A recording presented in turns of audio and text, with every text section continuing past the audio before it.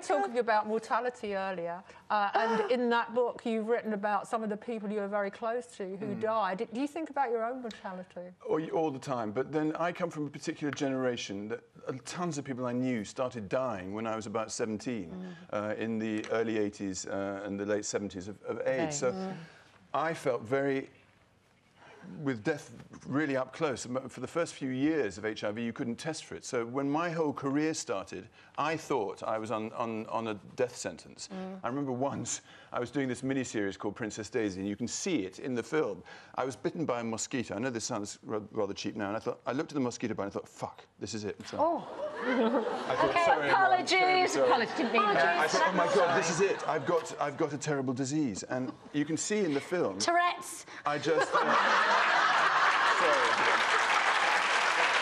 Janice Peavy supports. I thought, this is it.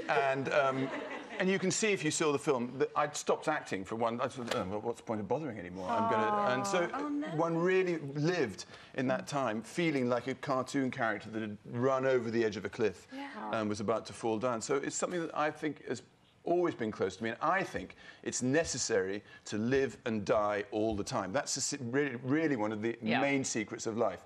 Dying to everything, because actually you see it in your relationship.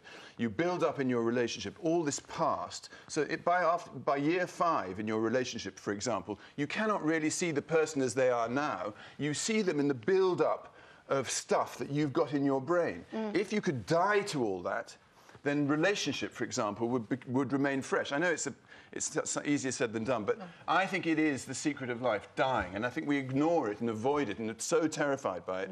But in fact, it's the secret of everything, really, because each breath is over. Not Very just a true. life, and not just your grandmother, and not just... Each breath, each moment, each thought is over. It's gone. And...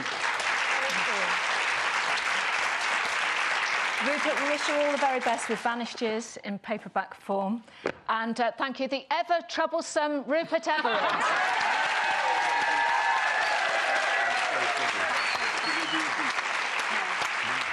And we do apologise for some fruity language.